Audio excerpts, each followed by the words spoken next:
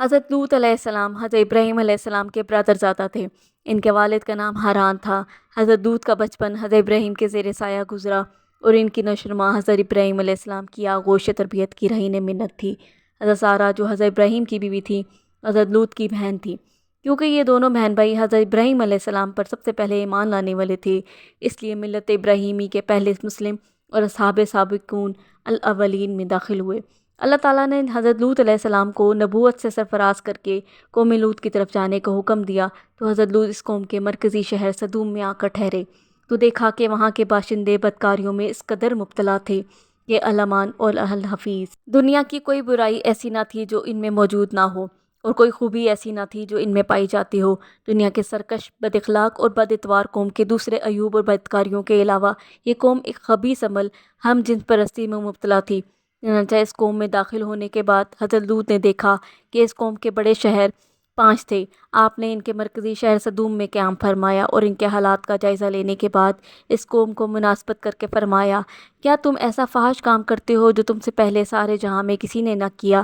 آپ نے طرح طرح سے انہیں سمجھایا کہ یہ بدکاری جس میں تم مبتلا ہو اس سے پہلے سارے جہاں میں کسی نے نہ کی، اور پہلے کسی برے سے برے انسان کا ذہن اس طرف نہیں گیا تھا۔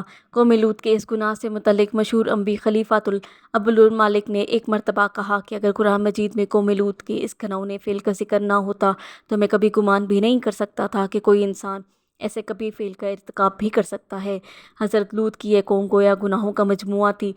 فعل بد کے علاوہ ان کے انداز اور بہت سی خامیاں اور بدعمالیاں بھی تھیں۔ ان کی عادت یہ بھی تھی، ان کے علاقوں میں سب باہر سے آنے والے تاجروں سوداگروں کے مال کو ایک نئے اور اچھوتے انداز میں لوٹ لیا کرتے تھے۔ چنانچہ ان کا یہ طریقہ تھا کہ جب کوئی سوداگر باہر سے آ کر ان کے مرکزی شہر سدوم میں قیام کرتا تو اس کے مال کو دیکھنے کے بہانے ہر شخص تھوڑی تھوڑی چیز اٹھاتا اور لے کر چڑھ جاتا، اور تاجر بیچارہ حیران و پریشان ہو کر رہ جاتا۔ اب اگر اس نے اپنے مال کے نقصان کا شکوہ کیا اور رونے دھونے لگا تو اس لٹیروں میں سے ایک آتا اور لوٹی ہوئی ایک دو چیزیں دکھلا کر کہنے لگتا، بھائی میں تو یہ لے گیا تھا، لو تمہاری یہ چیزیں موجود ہیں۔ چنانچہ وہ تاجر رنجیدہ آواز میں کہتا، میں ان کو لے کر کیا کروں گا؟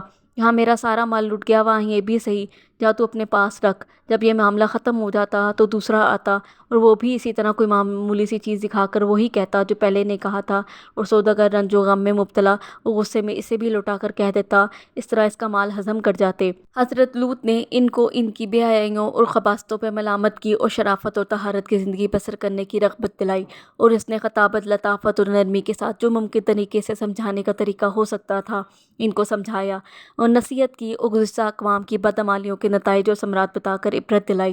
مگر ان بدبختوں پر مطلق اثر نہ ہوا، بلکہ الٹا حضرت لوط کو مخاطب کر کے کہنے لگے، بے شک یہ پاک لوگ ہیں۔ قوم لوط کا یہ مزاحیہ فکرہ تھا، گویا حضرت لوط اور ان کے خاندان کو طنز کرتے تھے اور اس کا مذاق اڑاتے تھے کہ بڑے پاک باز ہیں، ان کا ہماری بستی میں کیا کام ہے۔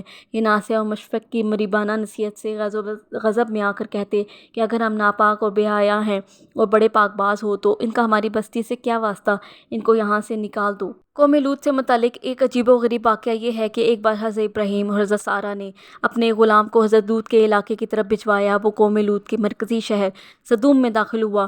مقصد یہ کہ حضرت لوط علیہ السلام سے مل لے اور واپس جا کر حضرت لوط کی خیریت کی اطلاع حضرت ابراہیم اور حضرت سارہ کو پہنچا دے۔ چنانچہ جب قوم لوط کے مرکزی شہر سدوم میں غلام پہنچا، ابھی بستی سے باہر ہی تھا کہ اسے ایک اجنبی سمجھ کر ایک سدومی نے اس کے سر پر پتھر کھینچ مارا۔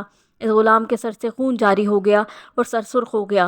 تب آگے بڑھ کر سدومی کہنے لگا، میرے پتھر کی وجہ سے یہ تیرا سر سرخ ہوا ہے، لہٰذا مجھے اس کا معاوضہ ادا کر۔ جب وہ غلام حیران اور پریشان ہوا، معاوضہ نہ دیا، تب وہ غلام کو کھینچ کر سدوم شہر کے عدالت میں لے گیا۔ حاکم سدوم نے مدعی کا بیان سن کر کہا، بے شک غلام کو سدومی کو پتھر مارنے کی اجرت دینی چاہیے۔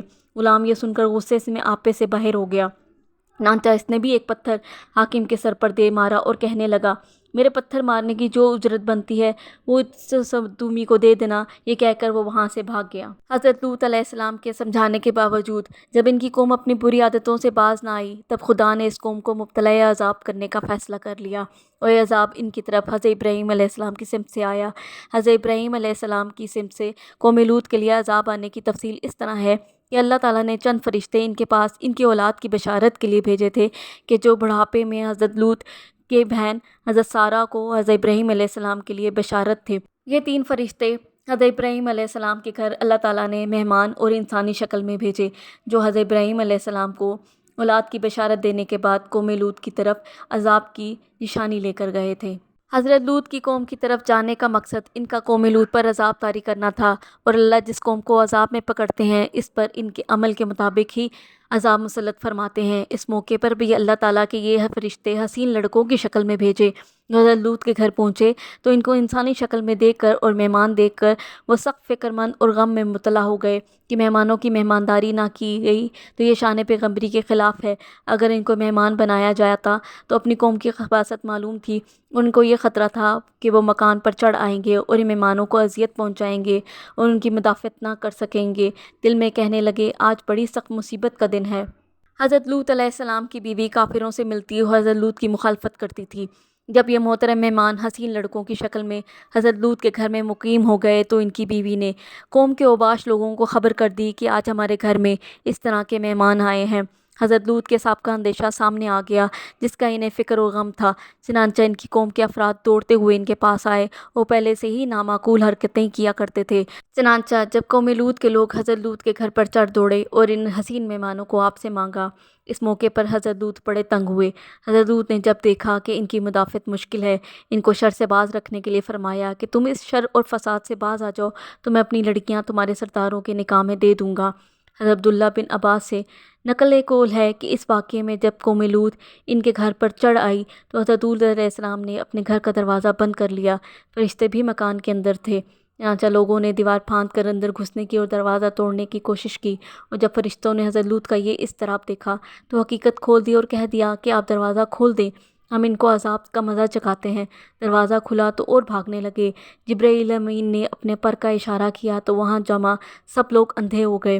اس وقت فرشتوں نے بحکم ربی حضرت لوط کو کہا آپ رات کے آخری حصے میں اپنے اہل و عیال کو لے کر یہاں سے نکل جائیے اور یہ ہدایت کر دیجیے کہ ان میں سے کوئی پیچھے مڑ کر نہ دیکھے بجز آپ کی بیوی کے، کیونکہ اس پر تو وہی عذاب پڑنے والا ہے جو قوم پر پڑے گا۔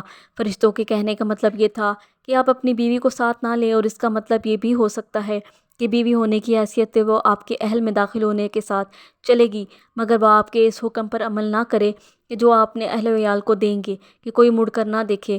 بعض روایات میں ہے کہ یہ بیوی بھی ساتھ لے چلی، مگر جب قوم پر عذاب آنے کا دھماکہ سنا تو پیچھے مڑ کر دیکھا اور قوم کی تباہ کاری پر اظہار افسوس کرنے لگی۔ اس وقت ایک پتھر آیا جس نے اس کا خاتمہ کر دیا۔ فرشتوں نے یہ بھی بتلایا کہ صبح ہوتے ہی آپ کی قوم پر عذاب آ جائے گا۔ چنانچہ حضرت لوط نے فرمایا کہ میں چاہتا ہوں کہ اور بھی جلد عذاب آ جائے۔ اس پر فرشتوں نے کہا کہ صبح تو آنے ہی والی ہے۔ پھر اس عذاب کا قرآن مقدس میں اس طرح بیان فرمایا کہ جب ہمارا عذاب آ گیا تو ہم نے ان بستیوں کے اوپر کا حصہ نیچے کر دیا اور ان پر ایسے پتھر برسائے جن پر ہر ایک کے نام کی علامت لگی ہوئی تھی۔ جب اللہ تعالیٰ کا حکم ہوا تو جبرائیل امین نے اپنا پر ان سب شہروں کی زمین کے نیچے پہنچا کر سب کو اس طرح اوپر اٹھایا کہ ہر چیز اپنی جگہ پر رہی۔ پانی کے برتن میں سے پانی بھی نہیں گرا۔ آسمان کی مانند کے کتوں اور جانوروں اور انسانوں کی آوازیں آتی رہیں۔ ان سب کو ان کے عمل خبیث کی مناسب حال عذاب دیا گیا۔ بستیوں کو آسمان کی طرف سیدھا اٹھانے کے بعد اوندا کر کے پلٹ دیا۔ تو رات میں ہے کہ حضرت لوط ماں اپنے خاندان کی ہجرت کر کے شہر یا صغر میں بستی میں چلے گئے جو سدوم سے قریب ہی تھی۔ آفتاب نکلنے کے بعد انہوں نے سدوم کی جانب دیکھا تو وہاں ہلاکت اور بربادی کے نشان کے سوا اور کچھ نہ تھا۔ حضرت اور اہل و عیال اصغر کو بھی چھوڑ دیا اور اس کے قریب ایک پہاڑی پر جا کر آباد ہوئے اور امن و امان سے رہنے لگے، اور وہیں ان کا انتقال ہوا۔